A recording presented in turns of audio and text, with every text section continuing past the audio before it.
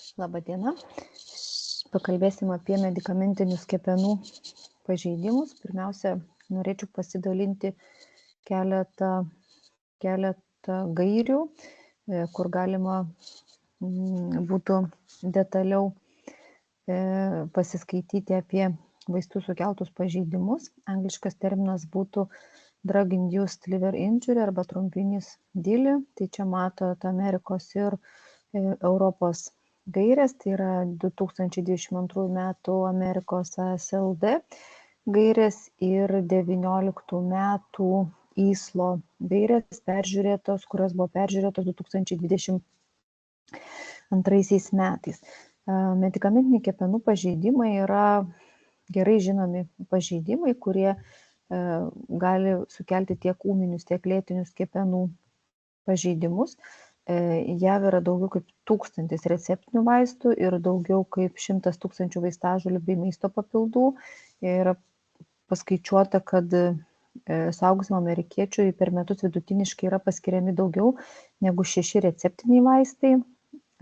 DILI kasmet pasireiškia nuo 14 iki 19 atvejų 100 000 paveiktų asmenų, kurių 30% išsivysto gelta. DILI sudaro apie 10% visų ūminio hepatito atvejų. Yra ūminės geltos priežastis 50% atvejų pacientų, kuriems pasireiškia nauja gelta ir sudaro iki pusės ūminio kepenų nepakankamumo atvejų vakarų šalyse. Taip pat yra dažniausia vaistų pašalinimo iš rinkos priežastis. Medikamentinių kepenų pažeidimų diagnozę nustatyti nėra visada paprasta, todėl čia labai svarbu pirmiausia pagalvoti ir įtarti, nes turime atmesti ir kitas galimas kepenų pažeidimo priežastis, bet to yra įvairiausių klinikinių pasireiškimų susijusių su konkrečiu veiksniu vaistų ir nėra kažkokio patvirtinto diagnostinio biomarkerio. Todėl įtariant medikamentinius kepenų pažeidimus būtina susirinkti išsamią ligos ir vartojamų vaistų ir vartotų vaistų anamnezę, išsiaiškinant kuo tikslesnį vaistų vartojimo laiką, nes potencialūs veiksniai gali būti tiek receptiniai, tiek nereceptiniai vaistai, vaistažolės ir maisto papildai, be recepto parduodami preparatai bei neteisėtos medžiagos. Pagrindiniai aspektai, tokie kaip key points, kalbant apie medikamentinius kepenų pažeidimus, tai kaip jau ir minėjau, gali pasireikšti įvairių ir bet kokiu kepenų fermentų pakitimu. Dar kartą pasikartosiu, kad čia labai svarbu pagalvoti ir įtarti. Šiek tiek vėliau trumpai peržvelgsim rizikos veiksnius medikamentinio kepenų pažeidimo. Taip pat, kaip ir minėjau, kad standartinis įvertinimas apima ištyrimą dėl kitų galimų etiologinių veiksnių. Kepenų biopsija ir histologinis tyrimas nėra būtini diagnozei patvirtinti, tačiau kai kuriais atvejais gali būti naudingas ir aišku, pagrindinis gydymo būdas yra nutraukti žalingo veiksnio vartojimą. Čia šitoje lentelėje rodau top 10 pagrindinių idiosinkrazinio medikamentinių kepenų pažeidimo priežastis visame pasaulyje. Šiek tiek skiriasi pagal geografinį išsidėstymą. Galima čia bus, jeigu įdomu, atidžiau peržiūrėti šitos veiksnius, bet iš principo, bendrai kalbant, tai antimikrobiniai vaistai, centrinės nervų sistemos vaistai ir priešuždegiminiai vaistai tai dažniausiai pasitaikantis DILI sukėlėjai, tačiau kai kuriuose Azijos šalyse dažniausiai yra įtariamos vaistažolės ir įvairūs papildai. Medikamentinius kepenų pažeidimus galime klasifikuoti pagal klinikinį laboratorinį pasireiškimą. Šiek tiek vėliau apsistosiu, tai būtų pagal vyraujantį kepenų fermentų padidėjimą. Galima turėti hepatoceliulinį pažeidimą, cholestazinį pažeidimą ir mišų pažeidimą. Toliau klasifikuojame pagal hepatotoksiškumo mechanizmą ir galima taip pat skirstyti pagal histologinius požymius. Pirmiausia, aptarsim pagrindinius hepatotoksiškumo tipus. Gydytojai, kurie vertina pacientus, kuriem įtariamas DILI, turėtų šiuos 3 pagrindinius tipus žinoti.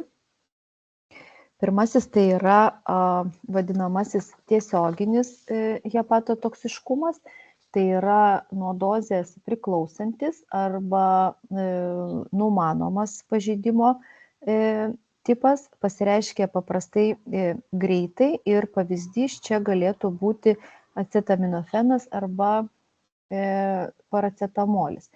Paracetamolis yra tiesioginis hepatotoksinas, kuris gali sukelti kepenų pažeidimą praktiškai visiems paveiktiems individams, jeigu yra viršijama dozė. Antras hepatotoksiškumo tipas tai yra idiosinchrazinis, priešingai nuo prieš tai aptarto tiesioginio hepatotoksiškumo, tai yra nei nuo dozės, nei nuo vartojimo trukmės priklausantis hepatotoksiškumo tipas ir gali pasireiškimo laikas labai įvairus, nuo dienų iki metų. Ir trečias tipas yra vadinamas tiesioginiu hepatotoksiškumu.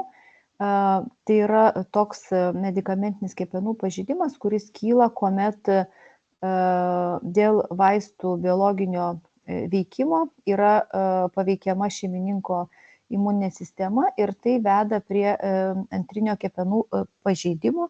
Pagrindiniai pavyzdžiai tokio hepatotoksiškumo tai yra vadinamieji imunomoduliatoriai, checkpoint inhibitoriai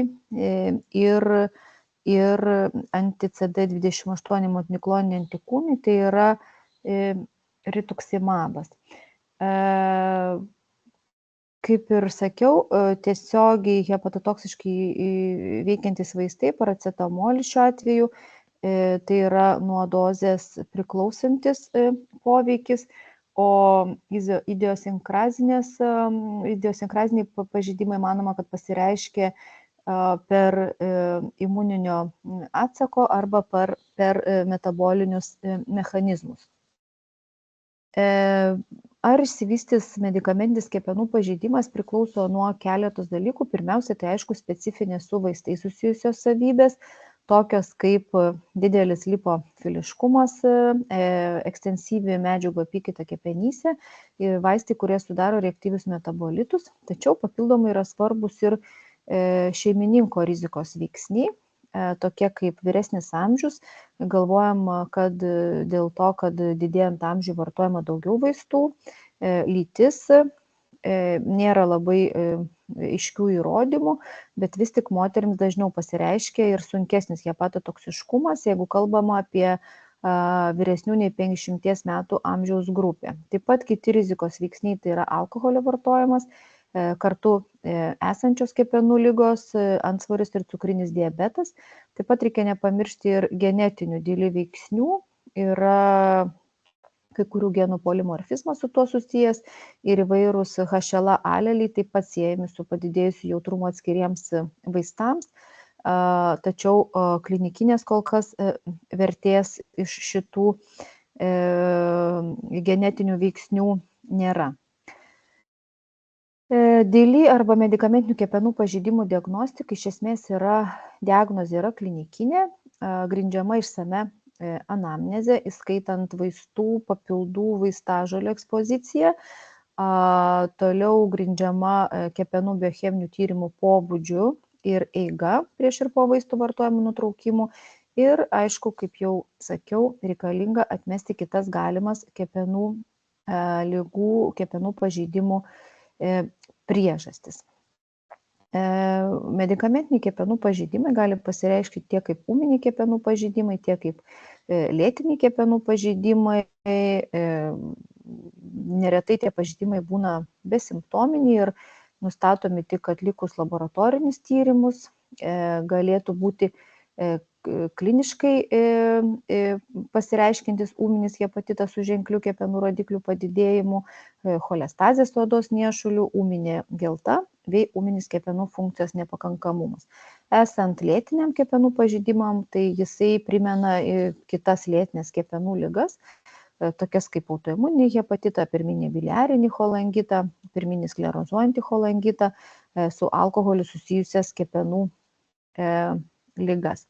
Dažniausias pažeidimas tai yra ūminis hepatitas, kuomet nustatome padidėjusius kepenų rodiklius ir jeigu jis yra kliniškai išreikštas, gali pasireikšti bendru silpnumu, apetito stoka, su febriliu karščiavimu, pykinimu, vėmimu, pilvo skausmu ir gelta. Galime nustatyti hepatomegaliją, jeigu jau turim koaguliopatiją, hepatinę encefalopatiją, tai jau eitų kalba apie ūminį kepenų funkcijos nepakankamumą.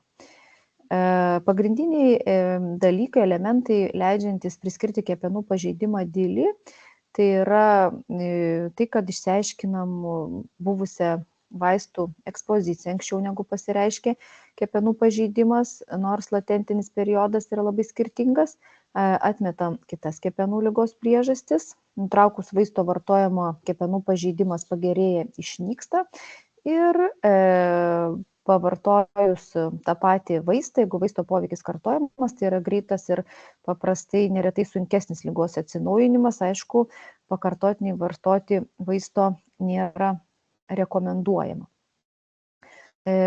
Dauguma hepatotoksinių vaistų sukelia kepenų pažeidimą per pirmus 6 vartojimo mėnesius, tačiau kartais latentinis laikotarpis būna ilgesnis arba pažeidimas gali pasireikšti net nutraukus vaisto vartojimą. Todėl vertinant pacientą, kuriam įtariame medikamentinį kepenų pažeidimą, reikėtų išsiklausti vaistų, vaistažolių ir papildų vartojimo istoriją per 180 dienų iki pažeidimo pasireiškimo. Pagrindiniai laboratoriniai tyrimai apima serumo aminotransferazių, tai yra AST, ALT, toliau šarminės fosfatazės ir bilirubino koncentracijos nustatymą, serumo albuminas ir tarptautinis normalizuotas santykis INR, jeigu tai jau atspindėtų pažeidimo sunkumą. Kliniškai reikšmingas medikamentinis kepenų pažeidimas paprastai apibrėžiamas kaip bet kuris iš toliau išvardintų. Tai yra, kai turime AST arba LT daugiau 5 kartų viršutinės normų ribos arba šarminė fosfatazė daugiau 2 kartų viršutinės normų ribos. Jeigu bendras bilirubinas yra daugiau negu 2,5 mg decilitre kartu su padidėjusiu AST, LT arba šarminės fosfatazės kiekiu, arba jeigu INR yra daugiau 1,5 ir padidėja AST, LT arba šarminė fosfatazė serume. Atsiprašau, pagal pasireiškimą pažeidimus galime klasifikuoti į hepatoceliulinį pažeidimą, kuomet turim neproporcingą transaminazių padidėjimą palyginus su šarminė fosfatazė, ir cholestazinį pažeidimą, kuomet turim neproporcingai padidėjusią šarminę fosfatazę palyginus su transaminazėmis, gali būti kartu ir hiperbilirubinėmija ir padidėjusi GGT. Abiejais atvejais, jeigu vystosi kepenų funkcijos nepakankamumas, galime turėti sutrikusius kepenų sintetinę funkciją atspindinčius rodiklius. Galime suskaičiuoti tokį R indeksą, kuris mums leistų pažeidimą labiau priskirti hepatoceliuliniam, cholestaziniam arba mišriam pažeidimui. Čia siūlomas DILI diagnostikos algoritmas. Matote, pirmiausia, viršuje mes turim kepenų rodiklių pakitimus, tada, kaip jau nekartą sakiau, turim pagalvoti ir įtarti. Tada apsibrėžiam biocheminį pažeidimo tipą, ar hepatoceliulinis, ar cholestazinis, ar mišrus. Pasiskaičiuojam R indeksą. Čia dešiniai mato tokią lentelę, tai yra internete esanti skaičiuoklė, R faktorius kepenų pažeidimui suskaičiuoti ir matote, čia yra suvestos vertės, šiuo konkrečiu atveju LT 300, kas yra virš normos daugiau negu 5 kartai ir šarinė fosfatazė 90, kas yra norma. Ir matote, apačioje turim vertę 10, kas rodytų hepatoceliulinį pažeidimą.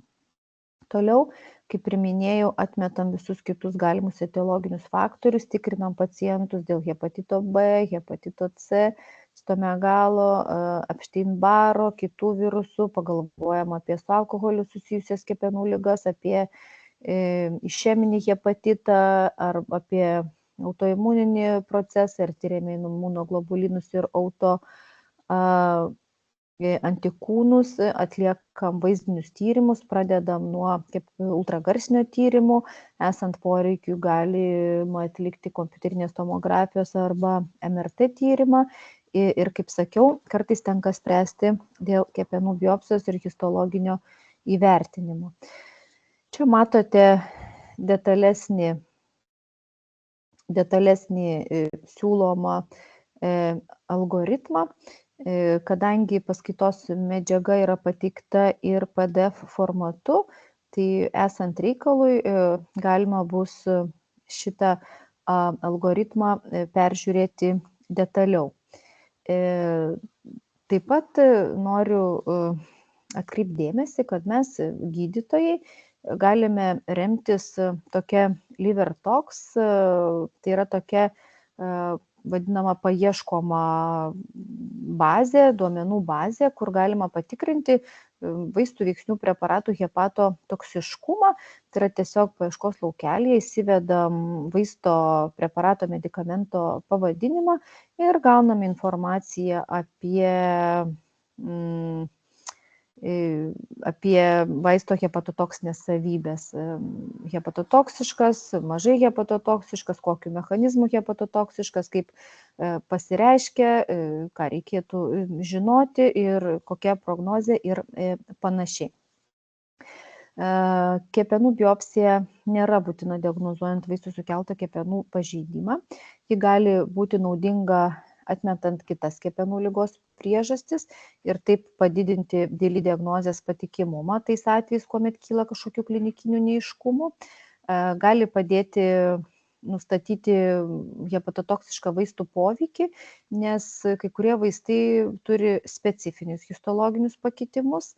Vėlgi dažniau medikamentiniam kepenų pažeidimui būdingas yra platus histologinių pakitimų spektras ir tam tikras vaistas gali būti susijęs su daugiau negu vienu histopatologiniu požymiu.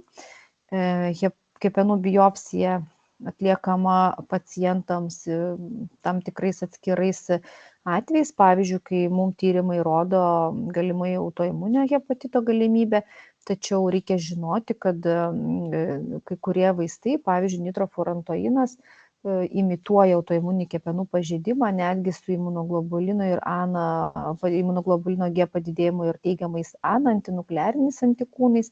Ir aišku, kepenų biopsiją svarstom tiem, kuriems įtariamas medikamentinis kepenų pažeidimas progresuoja arba neišnyksta pašalinus, nutraukus galimą įtariamą veiksnį.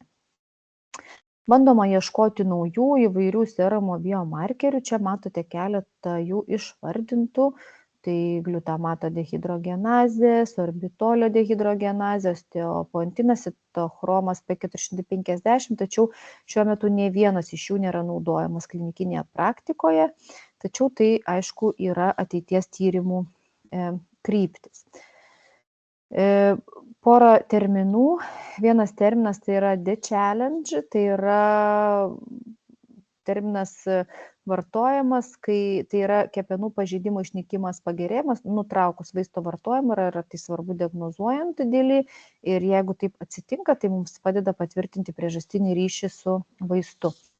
Ir kitas terminas re-challenge, tai kepenų pažeidimo pasireiškimas, kuomet vėl yra paskiriamas tas pats vaistas, tačiau reikia nepamiršti, kad jeigu pacientų, kuriam jau buvo pažeistos kepenys, pakartotinai paskyrus tuos pačius vaistus, tai jau sekantis kepenų pažeidimas gali būti greitesnis, progresuojantis ir neretai sunkesnis negu ankstesnis ir galėtų sukelti kepenų funkcijos nepakankamumą. Teigiamas rechallenge apibrėžiamas, kai LT daugiau yra negu 3 kartai viršutinės normos ribos ir tai, aišku, mums yra stiprus priežastinis įrodymas. Paprastai tas rechallenge'as nėra rekomenduojamas, nebent tikimasi didesnės naudos negu žalos, kuomet turim sunkią ar gyvybei pavojingą būklę ir ją norim gydyti. O jeigu yra kažkokie tai būtini nepakeičiami vaistai, pavyzdžiui, nuo tuberkuliozės, chemoterapijos preparatai, tai turėtų būti daroma tik labai pasvėrus naudą riziką ir, aišku, prižiūrint atidžiai specialistui. Priežastingumo vertinimas tai būtų toks būdas nustatyti tikimybę, kad tam tikras vaistas ar vaistažolė papildas yra kepenų pažeidimo priežastis, peržiūrint laiką, laboratorinius ir klinikinius požymius po poveikio ir atmetant kitas dažnesnės kepenų pažeidimo priežastis. Ir priežastingumo vertinimui yra sukurta keletą klinikinių priemonių ir skalių. Čia rodau 3 iš jų. Pirmoji tai yra The Council for International Organization of Medical Science Scale ir jinai gali būti naudojama vertinti dėlį priežastingumą ir susideda iš 7 pagrindinių dalykų. Jos čia matot kairiai išvardintus ir tada skaičiuojamas balas. Jeigu susiskaičiuoja daugiau negu 8 balai, tai panašu, kad pažeidimą iš tikrųjų sukėlė konkretus vaistas, tai yra aiškus priežastinis ryšys, 6 ir 8 balai galimai, greičiausiai, 3-5 balai galimai, 1-2 balai nepanašu, kad o mažiau negu 0 balų, tai tas priežastinis ryšys yra atmetamas. Šios skalės turi savų privalumų ir savų trūkumų. Toliau kalbant apie gydymą, tai pagrindinis gydymo būdas, aišku, nutraukti tikėtino vaisto vartojimą. Dauguma atvejų pasveikstama savaime, nereikalauja gydymo ar specialių palaikomųjų priemonių. Ir jau turbūt minėjau, kad pasveikimas savaiminis nutraukus vaisto vartojimą yra svarbus kriterijus apibrėžiant dėlį priežastingumą. Nėra tvirtų įrodymų, kad visais atvejais turėtų būti vartojamas N-acetilcisteinas, išskyrus turbūt, kaip žinot, paracetamolio hepatotoksiškumą ir ūminio kepenų funkcijos nepakankamumo atveju. Kortikosteroidai nėra patvirtintas dėlį gydymas, išskyrus galima paskirti, kai yra numanomas autoimuninis hepatitas. Tas pats ir kalbant apie ursodezoksicholinę rūgštį, jis nėra rekomenduojamas esant cholestaziniam dėliui, aišku, neretai paskiriam ir paskirimas yra galimas ir panašu, kad nekenkia. Ir taip pat reikia žinoti, kad pacientai, kuriems vystosi ūminis kepenų funkcijos nepakankamumas, turėtų būti siunčiami į kepenų transplantacijos centrą ankstyvuoju ligos laikotarpiu. Daugumai suaugusių ir vaikų sergančių idiosinchraziniu dėlį būdingas ūminis kepenų pažeidimo fenotipas, kuris gali būti simptominis arba ne, tačiau paprastai 80% atvejų praeina per 6 pirmus mėnesius be jokių ilgalaikių pasekmių.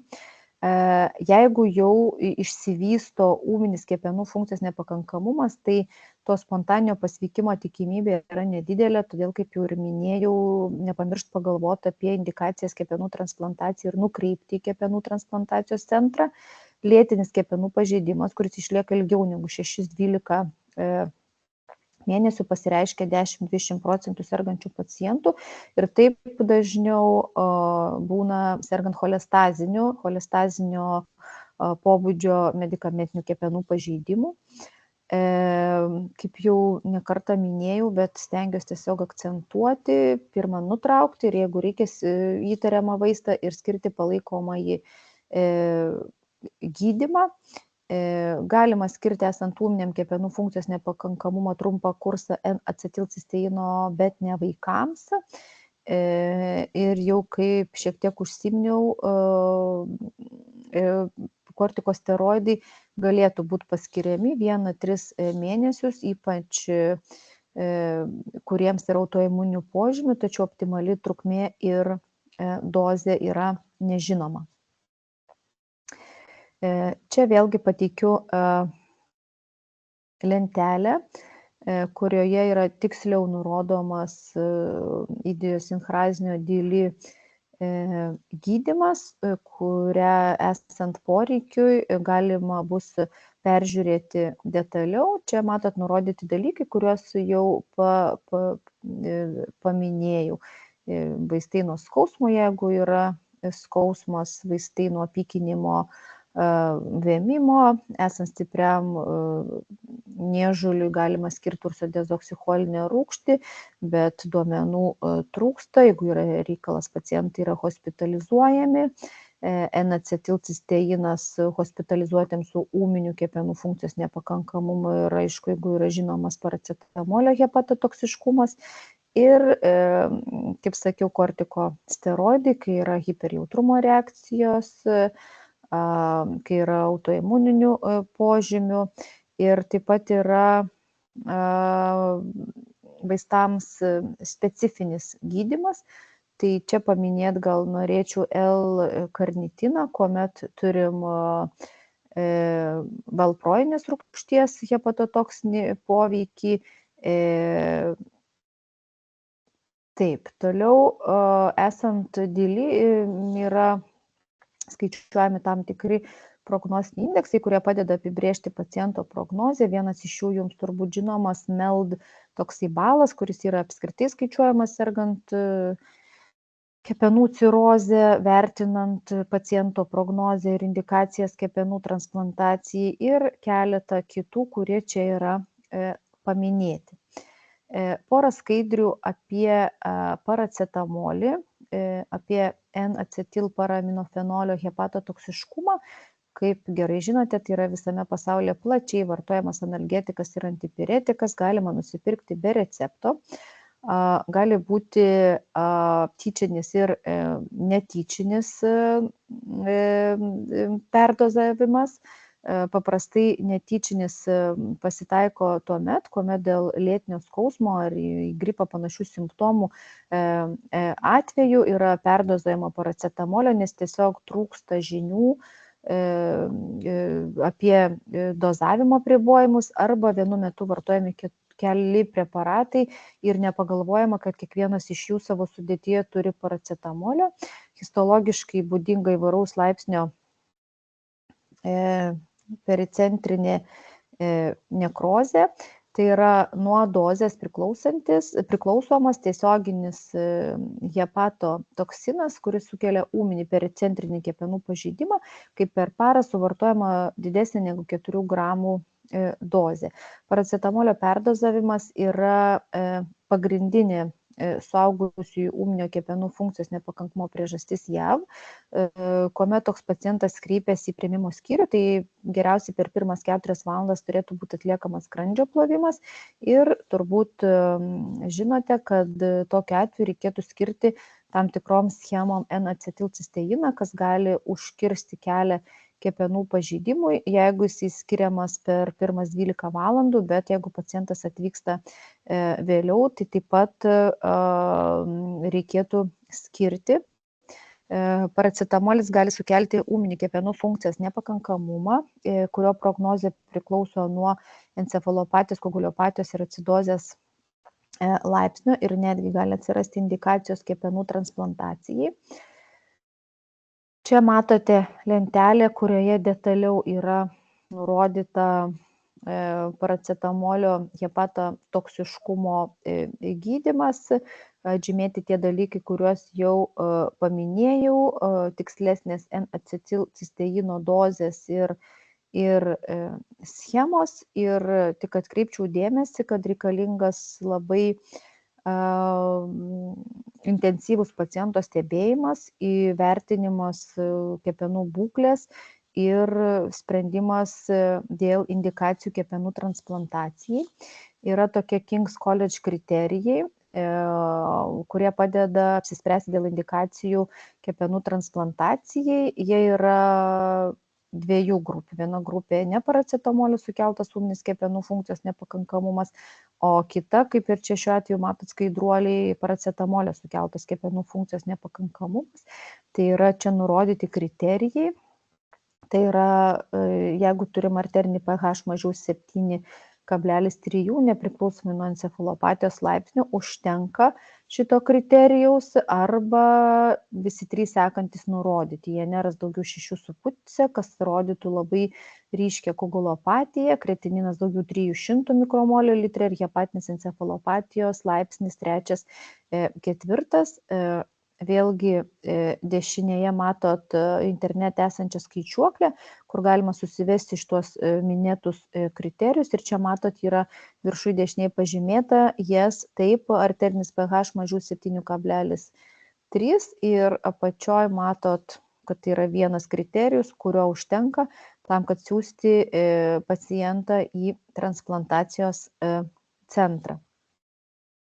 Tai tiek jums norėjau pasakyti, kalbant apie medikamentinius kepenų pažeidimus. Ačiū, kad išklausėte ir iki pasimatymo.